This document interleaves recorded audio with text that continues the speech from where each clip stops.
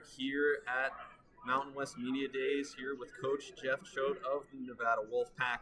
Coach, how are we doing? How's Media Days treating you So far, so good. Getting started. Indeed. All right, so first question. You guys have one of the most fascinating quarterback battles in the conference between underclassman Carter Jones, UCLA transfer Luke Duncan, AJ Bianco as well could be in the mix.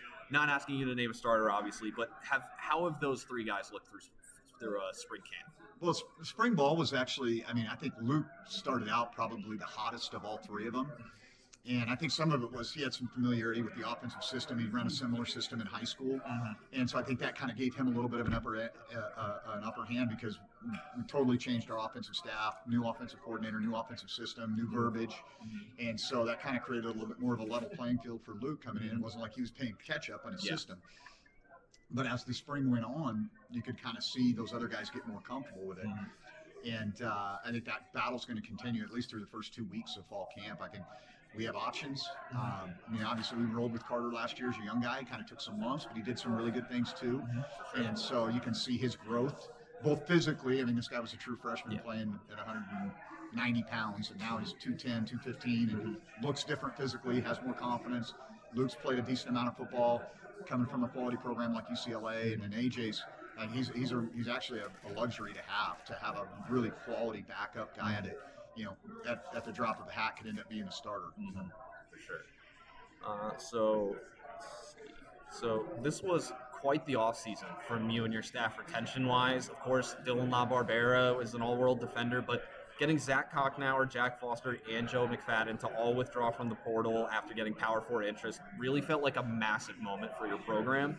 What made it possible to bring those guys back, and what kind of tone did that set going into 2026? I think there's two things. Number one, it takes a village, right? In modern college athletics, it's not any one individual. That's probably, Nike is Oregon and Nike is a very one-sided deal, right? Yeah.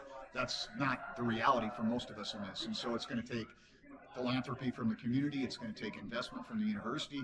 It's not any one thing in particular. It's kind of everything in general. And I do think that maybe I've ruffled a few feathers at times, but I think I've done a decent job of painting the narrative of what needs to be done for Nevada to get relevant in football again.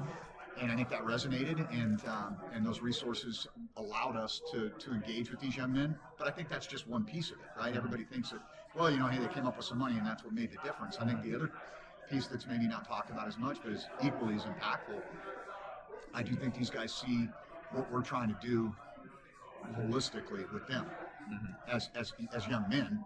And I think those relationships, those authentic relationships, leads to trust.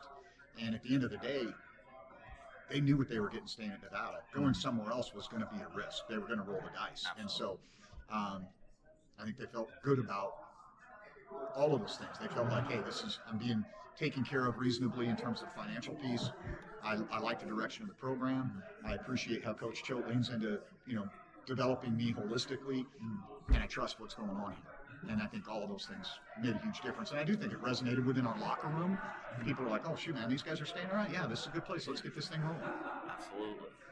All right, so your cornerback room has really caught my eye as one of the most underrated position groups in the conference. Bryson Snelling and Aiden Walker were both great in their first year in Reno, and the addition of Joshua Scott from Eastern Michigan should provide a veteran presence as well. How have those guys looked during spring ball? Aiden Walker is a dog. And Bryson Snelling is a problem because he is so long.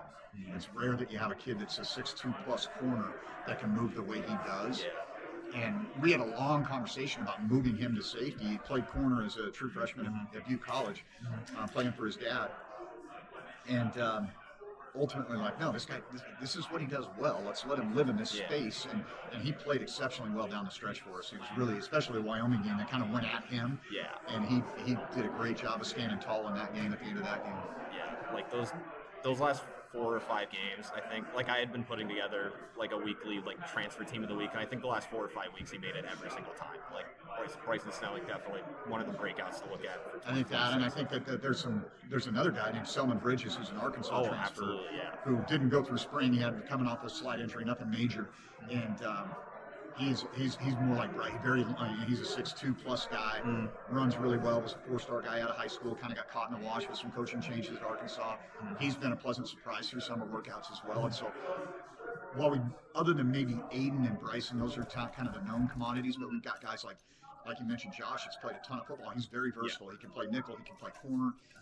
The real battle is probably going to be in the back end. And the back end is going to be his safety, where hoping Bishop Turner kind of takes the next step. He had some real flashes for us last year. Experienced transfer from San Jose State and Larry Turner Gooden.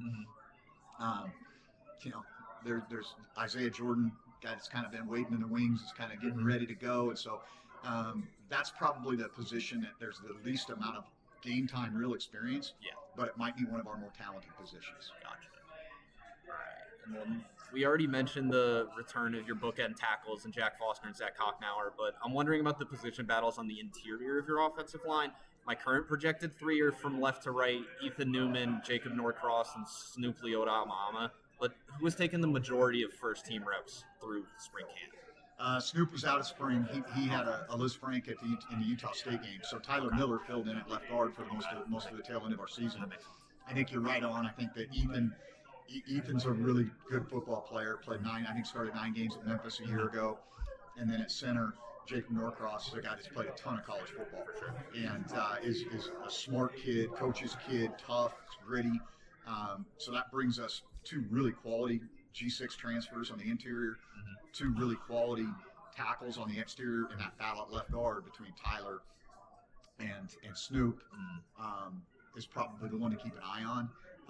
But we've got some young guys that can play tackle that might allow us to swing some guys too. I mean, I can see a world where we've got Jack and Zach on the same side playing next to one another. If we can get the guy on the right side. Henry Sellers is a young man that's really come on, and I think that might be something to keep an eye on. But I think if you were to PFF how many snaps our offensive line has, those 4 guys that you mentioned, I think they're probably as experienced as there is in this league. Yeah, absolutely.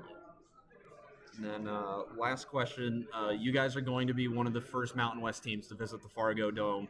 As someone who's dealt with the Bison twice during your time at Montana State, how exciting is it to have them as a member of the conference, and how crazy of an environment are you expecting to walk into on October 17th? Well, here's the thing, man. I just have a ton of respect for that program. What they've been able to accomplish at the FCS level over a long period of time, and the lineage of Coach Bowl to all the way up to what's going on now with him. It's really a pretty unique story. Yeah, it's quite the dynasty, hierarchy. right? Yeah, and so I know how important football is there. I know the history and tradition of that place. I actually think it's going to reinvigorate their fan base. I think they got a little spoiled, maybe. I can remember we showed up for the quarterfinals one year, and I was like, this isn't that bad. And you go back to the semifinals because that's the big game, because the next one's going to be an offside deal. Yeah.